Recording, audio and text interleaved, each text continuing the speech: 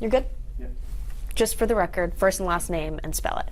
Faith Monteiro, Faithmonteiro. Catherine Monteiro, CATHEREMONTEIRO. Perfect. Two older sisters of Kylie. Great. So first, I know you've probably answered this question quite a bit, but I want you to tell me about Kylie, her personality. Let's start there. She was full of life, so bubbly. She had so much going for her. She loved everything. She was so outgoing. She was willing to do anything, you know? Yeah, she was always laughing and always trying to make jokes out of things, and she was always someone who lit up the room. Yeah, she'd bring your feelings. Like if you're having a bad day, she'd bring you up. You guys have, you were sisters of four, right? Four sisters? Yep. Tell me how you were, growing up. Close. Tell me a little bit about that. So, we all share the same father, but we have different mothers. So, Haley and Kylie share the same mother, and Faith and I have different mothers than them.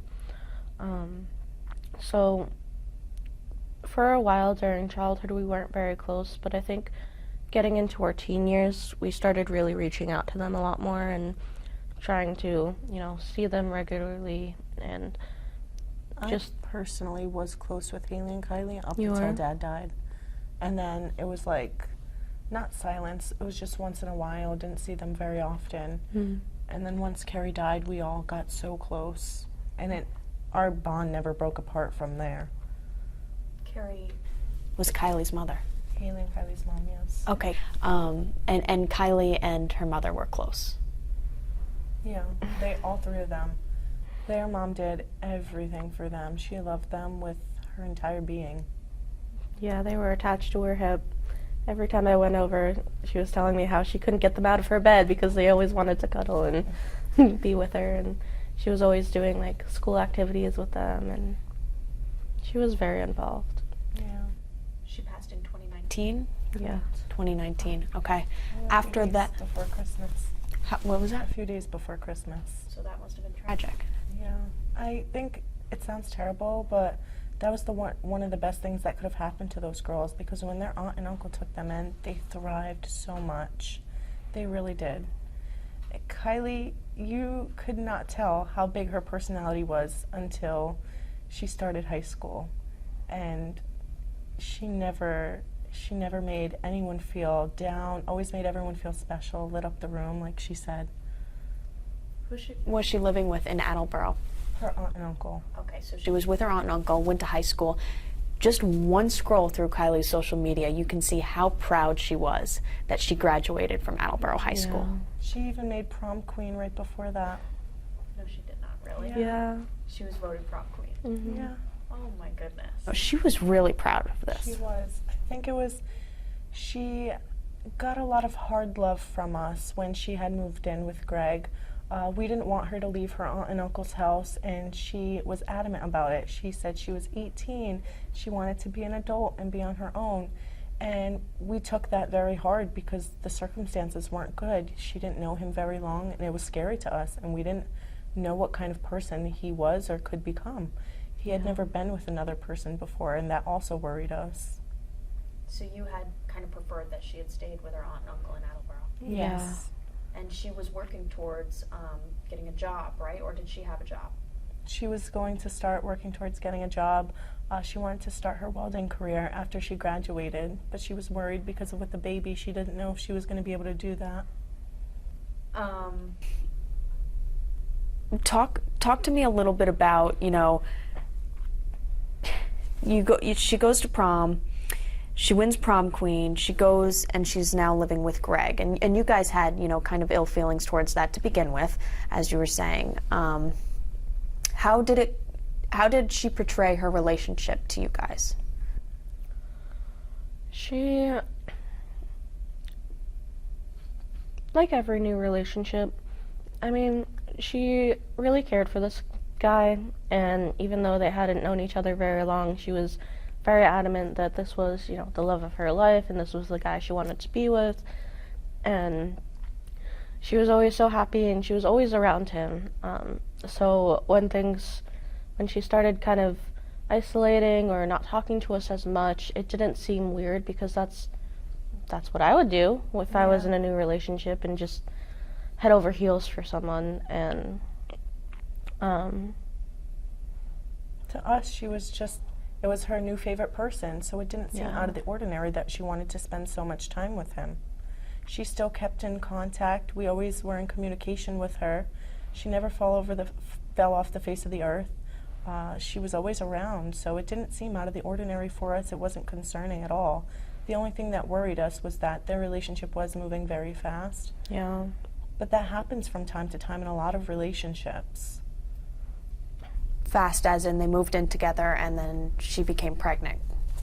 Yeah, she became pregnant towards the end of their relationship, but she moved in with him only after a few weeks of even knowing him. How'd they meet? In a park in Attleboro with their friends. Okay. So it was random. They were just at the same place at the same time. Yeah. Yeah.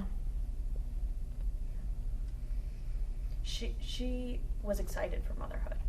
She really had a name picked out already, right? Yeah. Tell me about that. She was gonna name her Eleanor if it was a girl. If it was a boy, she wasn't sure of the name yet. And I remember our sisters and me were talking, and we were joking because my daughter's Eliana. So we were saying, we can't call her Ely, what are we gonna call her? So we decided we would nickname her Ella. Kylie's personality, besides being full of life and whatnot, you know, she really was an interesting girl too, because you said she didn't really have survival instincts. You know, she kind of had, you know, maybe a late development. Yeah. Do you want to talk a little bit about that too? Well, so she was the baby, so obviously she got babied and spoiled and taken care of.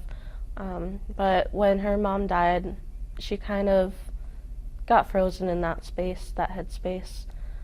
So while she was growing up and maturing, it wasn't in the same ways as normal kids did. And she just had a lot of trauma that kind of impacted that. Yeah, it set her back in life a bit. I feel like mentally she was behind, whereas other people at 18 would be able to fully fend for themselves. Her at 18, it was like she was still in that mindset of being 13 when her mom died. Things didn't come to her as fast as they came to the rest of us. Yeah, she was just looking to feel love. And she never had to learn how to fend for herself. She was only 18. Like most children, you have your parents or your guardian to take care of you. You don't really have to learn the survival instincts of an adult until you reach that point and you're ready to venture off on your own.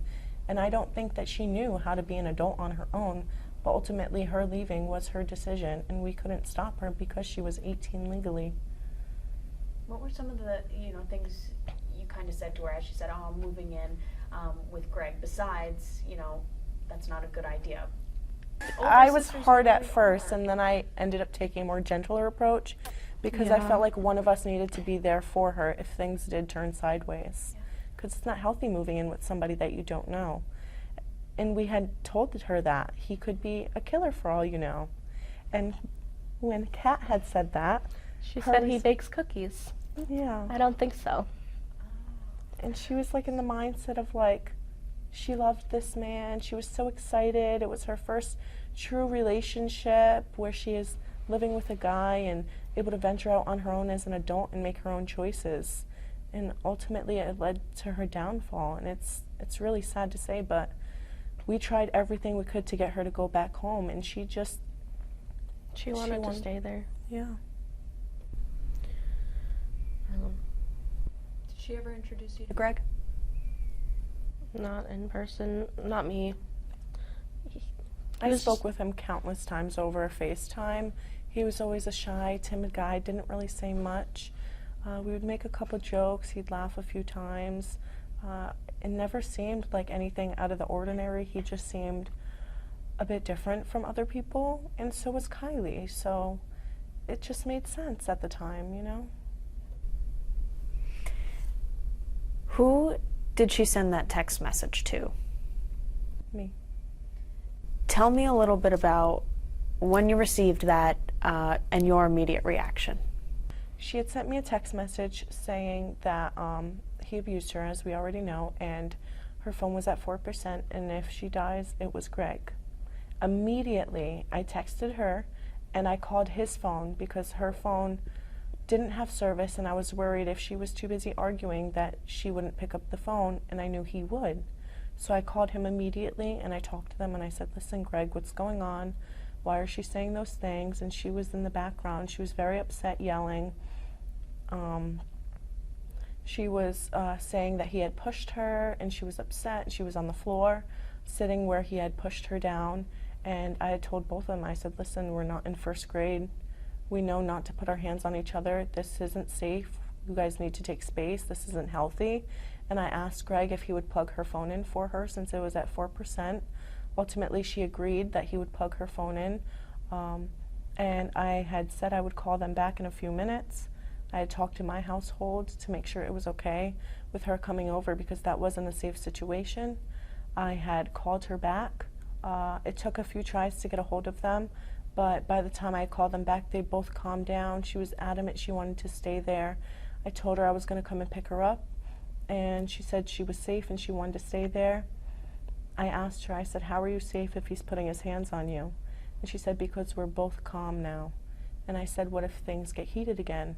And she made a joke and said, you're not going to put another bump on my head, are you, Greg? Ha ha. And I repeatedly kept saying, this isn't safe, this isn't healthy, I'll come and get you. And she's like, no, I want to stay here, we're going to talk about the future, we have plans we have to make, we're fine now, I love you so much. And that was the last thing she said to me. That is heartbreaking. Over the phone? Yeah. You obviously, I mean, people are so quick to rush to judgment, but people are saying, oh, why didn't she call the police then? So there was an altercation that had happened previously between the two of them, which wasn't how it was made out to be. So I wasn't sure how serious this was, which is why I didn't immediately contact the police. That's why I called, and I had talked to both of them, and they were both fine. By the time I had gotten off the phone, everything had calmed down. They were happy. They were going to cuddle and talk about future plans with the baby and everything. None of us saw this coming at all. This was 2 days before this happened? This was Wednesday night. Wednesday night, so that night, right?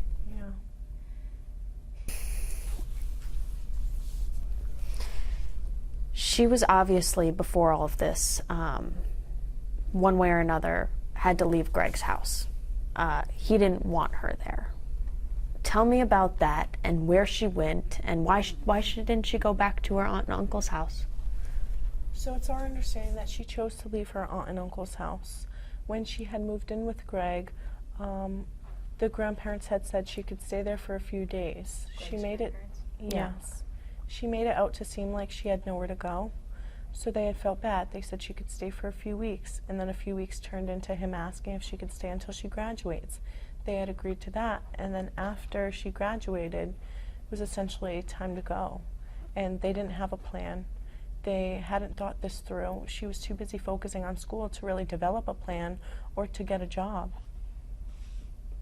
That's how she ended up at the Bethesda House. Yes. They had been arguing over her not being able to stay there for quite some time now. She wanted to stay with her friends. It was like, I don't want to say fun to her, but it was like a new sleepover every day. So she had the option to come home and she chose not to. And before she went to the Bethesda House, she had stayed with me for about 4 days. And it was over the weekend, so we couldn't do much. On Monday, I had given her a bunch of numbers. We reached out to as many places as we could, and the only place that would accept her was the Bethesda House. They claimed that they needed a few days to do a background check on her. She stayed with one of her friends, her childhood friends, for a few days, and the Bethesda House ended up sending a lift an hour and a half to that residence to pick her up for her to stay there. She was there for about 3 weeks, and none of us really knew the extent to the trauma that she was going through there because she wasn't capable of talking about things out loud, really. She wasn't allowed to leave the house until she earned her privileges, so we couldn't go and see her. She wasn't allowed to disclose the address. We couldn't send her anything. We didn't know where to send it to. So we had to wait until she contacted us. She would get her phone taken away for a Bible study or to do chores or to go and work at the boutique, which is a store with like newborn clothes and paternity clothes, where the girls would work there for free and they would be able to earn points to get things from the store. But they didn't have a choice in whether they worked there or not. Every girl that has lived there is required to do chores. They're required to be up at a certain time, do morning meeting, go to church and Bible study when the house says, and they're required to work at the boutique as well. All young girls, or do you know the ages of the people who are at this house? It's a homeless shelter for pregnant women, so I'm assuming it's women probably under the age of 35. What did Kylie ever say about the Bethesda House? Did she like staying there? No. She said that she didn't like it there very much and that they constantly kept forcing her to watch videos and read pamphlets on abortion, and she was so distraught about the fact that they were pushing her to get rid of her kid. And I didn't realize the extent to what she had said until now, looking back on it, because I thought that they just wanted people to know that they have options out there. I didn't realize how extensive they were with shoving that in their face. Wow. It's unclear, really, why Kylie ended up leaving the Bethesda House and getting a ride back to Greg's. Can you explain that from the best that you know? Yeah, so I had talked to her that Monday, and she called me and she was freaking out, saying that they had threatened to kick her out, which is the second time that this has happened. She said that they were giving her until Wednesday to find a place to go, which was 2 days, not very much time at all. She didn't have a plan developed. Her and Greg were working on and talking about developing a plan on where she would end up going. She said that she was kicked out because she wasn't up in the morning for morning meeting. She had arrived back at the house at 6 a.m. from the hospital. She was so worried. She didn't know what she was going to do. She was constantly reaching out, calling, asking for help, and we were supposed to help her develop a plan when she was back in the area. She got a lift to Greg's house, where she was only supposed to be there to pick up some belongings. And when I had offered to come and pick her up that night, she ultimately declined my request. So, Same night she sent the text. correct. Do you think that the Bethesda House should have some responsibility in all of this? Yes. Yes. They hand-delivered her to her murderer. Even if they weren't aware of the domestic violence altercations that are out there now, they should be trained in this kind of stuff. This is a home where the address is not disclosed because of domestic violence situations that a lot of these girls are in. And they should have known from the start the situation that she was in.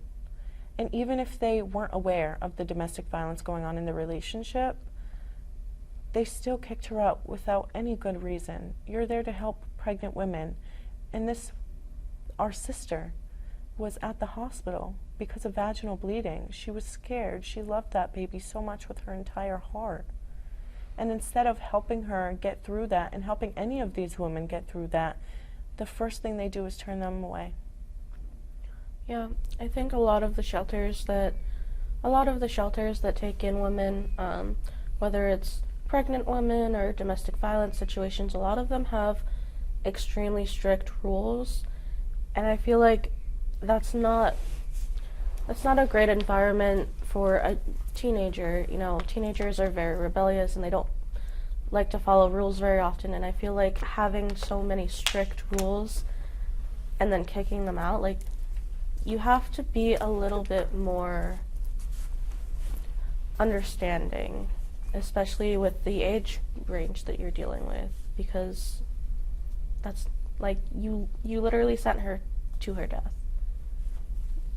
She could have been saved another day, or you could have helped her find a different shelter or somewhere she could stay for a short period of time without sending her back to the person she has been known to be on and off again with.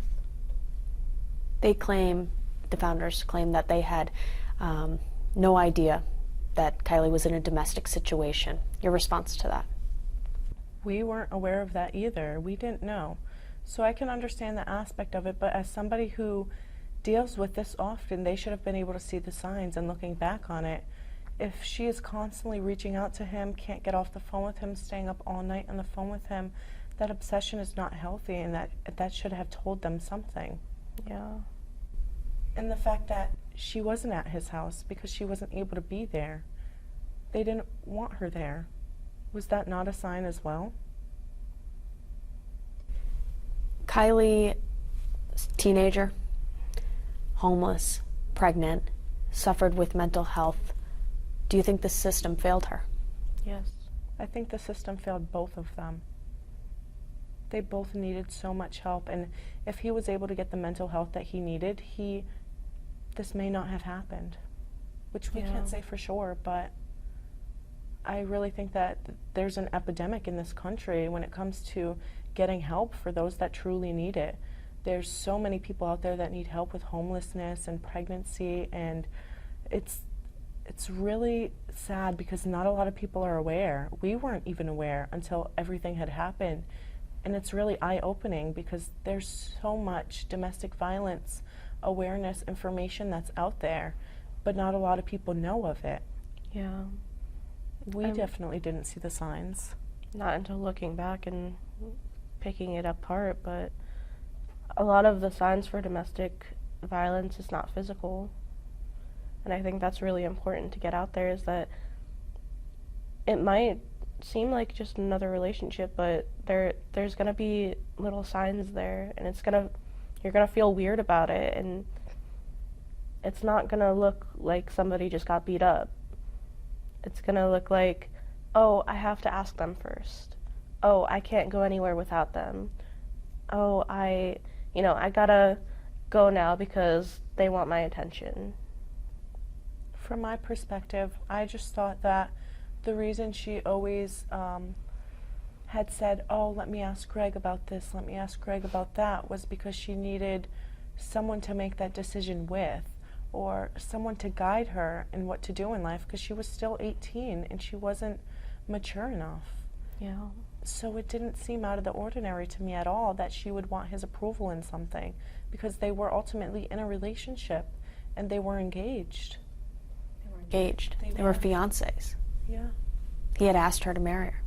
Yeah, he, from the story that I remember, he took a spoon and he had welded it into a ring for her.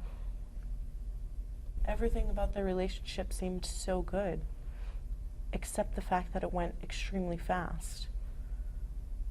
People like to, in a domestic situation, a lot of times they protect their partner, right? They don't want anyone to know about it, so it's devastating altogether. If you look at her social medias, the way she portrays him, he's gold, and it's really sad. One of her posts that she puts out there says, "I'll love you until my lungs give out," and she did.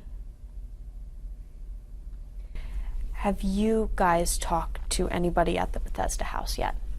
I have not been able to get in contact with anybody except for one person who is staying there, which I will not disclose their name, but they had reached out to me to give my condolences for Kylie's death. So you've reached out to maybe the founders and people like that, or not yet?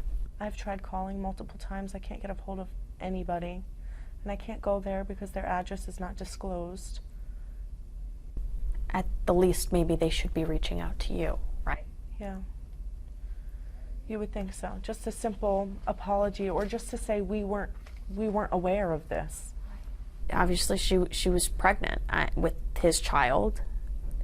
Do you think that, that's cause for Greg killing two people? Where do you stand with that? Where does your family stand with that? And talk to me a little bit about that. When they had broken up, eventually he seemed so happy to have a child on the way. He didn't want to be with Kylie, but he wanted to be a part of that baby's life. None of us ever saw this coming. He never displayed signs that he didn't want the baby. He just didn't want to be romantically involved anymore. And a lot of people may think he was trapped in a situation, but he had reached out to us and said that he wanted to help, and he wanted our help in getting custody of the baby. How was he talking to you? So when I was talking to him, he reached out numerous times, and I didn't realize until looking back on the messages that it seemed like a cry for help. He had sent an extensive message one day saying, I know I need help. I've always needed help since I was a child. I've been trying to get help, but I can't get help. I can't get a counselor. I can't find anyone that will help me. And he constantly kept repeating himself. And another thing that he said quite often when we had thought she was out there somewhere, we had held out hope. So although it was in the back of our minds that there was a strong possibility that he did this because the situation didn't add up, it still didn't click until after we had found out that her body was ultimately there and it was his fault. He reached out and he said, I'll never put my hands on another woman again. And the one phrase that he kept saying was, I'll never forgive myself even though Kylie forgave me that night. And he continuously reiterated on Wednesday night. She forgave me on Wednesday night. Like he was trying to convince himself that she forgave him for this. You guys were in court. Well, you were in Florida, correct? You were in court. You heard those details, and I'm sure you heard them too. Your reactions to hear, did you know that this is the way that your sister went? We weren't sure. In my heart, I hoped that maybe it was an accident. Maybe they had made up, and the fight where she had bumped her head, that maybe it was a brain bleed and a brain bleed or brain swelling, and that it was an accident, and that he would never do that to somebody that loved him so much with all their heart, and especially his own child. So finding those details out were completely mortifying, but we were told before court was in session the details, so we had time to process everything that we had heard. That must have been helpful. It was helpful and hard at the same time. 100%. Yeah. I couldn't imagine finding that out with anybody else, though. Yeah, even now I'm shaking even thinking about it. Picking up her belongings. At the police station. The police station. Yeah, thankfully. Yeah. I don't think anyone's living there right now. If you go by, the whole driveway's blocked off. It says surveillance and no trespassing. It's an active Yeah. crime scene, so I don't think that anyone's allowed to be there.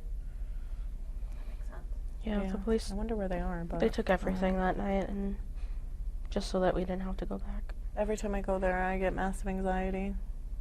Yeah. Even being at the gazebo that night, it's like that feeling of knowing she was so close by. Every time we drove by his house, countless times we went out there, countless hours looking for her, and every time we drove by, we always got a sick feeling in our stomach right when we passed his house, and we didn't Yeah. know why. It all makes sense now. Has his family reached out to you? No. No. Do you wish they would? Yeah. I wish I could reach out to them and tell them I'm sorry, because even though we lost our sister, he lost his grandson, and I just want him to know that it's not his fault that he didn't see the signs that he needed help. It's just a shame he wasn't able to get it before things had to turn out the way that they did. Anything else that you guys want to clear up that I haven't asked you about? Anything that you want to make sure you mention?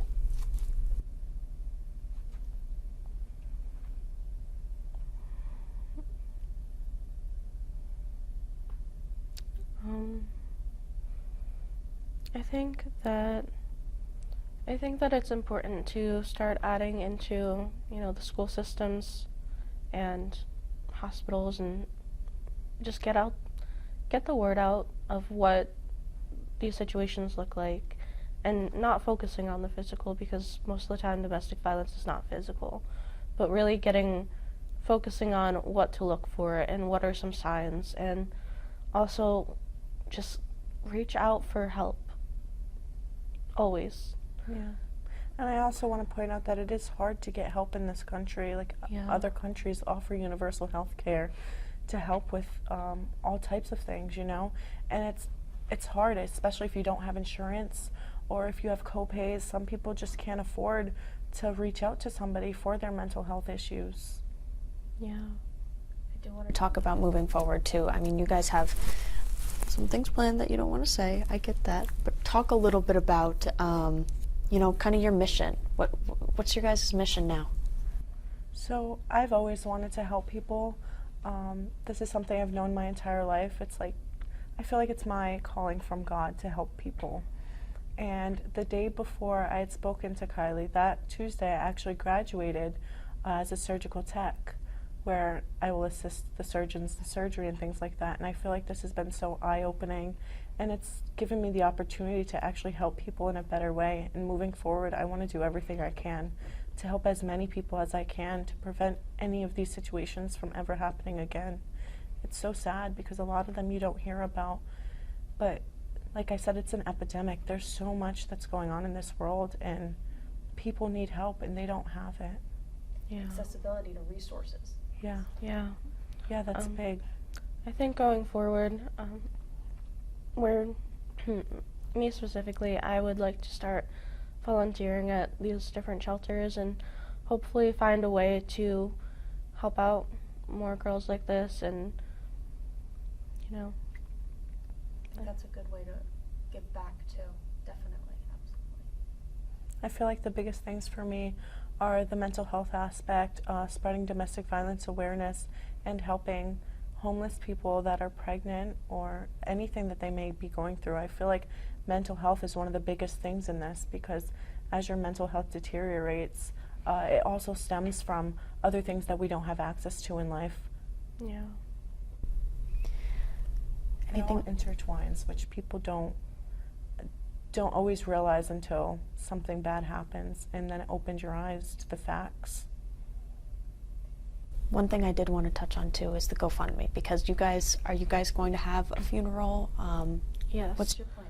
So we have not received her body back yet. That's all we're waiting for in terms of scheduling the funeral, because we don't know when we're going to have access to her to be able to do that. But once we do get her back, we are going to have a funeral for her. Absolutely. She will be cremated and buried next to her mother. Where's that? I can look it up, but I don't know off my head. It's in Attleboro, though. Yeah, it's in Attleboro. Yeah. And the GoFundMe will help towards those costs, I'm sure, correct? Of course. Everything that GoFundMe raises will be used in helping pay for her cremation, her burial, and her stone. I want to thank the police, especially the police, so much for all the effort and hard work that they put into this. Yeah. I actually spoke with Detective McGovern when she had gone missing, and he had told me, he said, I've been in this business for over 30 years. He said, I have another 10 years until I retire, and I promise you I'm not going to stop until I find her and bring her home. And he kept his promise, as did every other police officer. They all brought her home to us. The one thing that we felt like we needed the most was closure, because I feel like it's worse not knowing if she's out there rather than knowing, you know? Mm-hmm.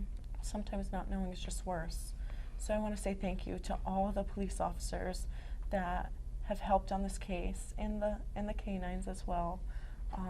And I also want to say thank you to the media and the public for all the support and awareness that has been spread throughout this entire situation.